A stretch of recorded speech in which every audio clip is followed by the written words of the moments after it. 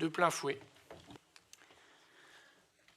Depuis le début de la crise inflationniste, la ville de Montpellier a pris en charge les surcoûts que subissent les fournisseurs de la restauration scolaire. Nous en sommes aujourd'hui à la 7e délibération.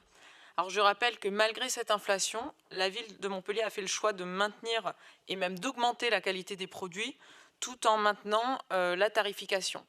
Nous avons baissé les tarifs pour 2/3 des familles et augmenté pour 1/3 des familles, mais en termes de recettes, nous sommes restés stables. Cette délibération me donne l'occasion de dire un mot sur la crise que traverse le monde agricole.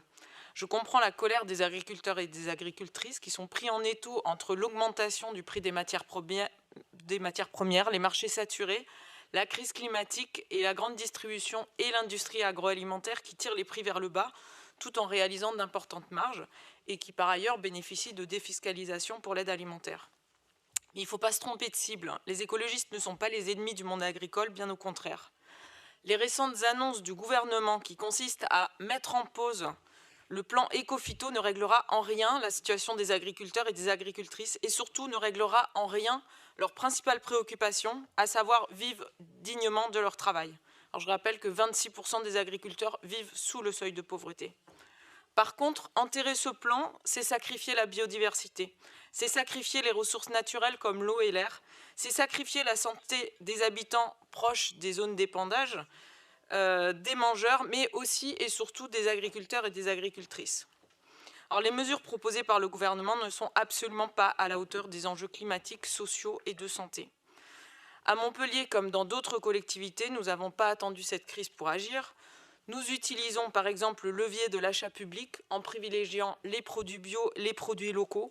Nous réduisons la quantité de viande pour une viande de meilleure qualité, une viande bio, une viande issue d'élevage extensif et le plus proche possible de nos lieux de consommation. Nous soutenons la caisse alimentaire commune qui est inspirée du principe de sécurité sociale de l'alimentation et qui a pour objectif de rendre accessible une alimentation de qualité et choisie, mais surtout de travailler avec le monde agricole pour assurer une juste rémunération des paysans et des paysannes. Nous soutenons également les producteurs qui vendent leurs produits au marché gare par de nombreuses actions. Alors nous devons continuer à soutenir les agriculteurs et les agricultrices dans leurs revendications pour pouvoir vivre dignement de leur activité en les accompagnant dans une nécessaire transition.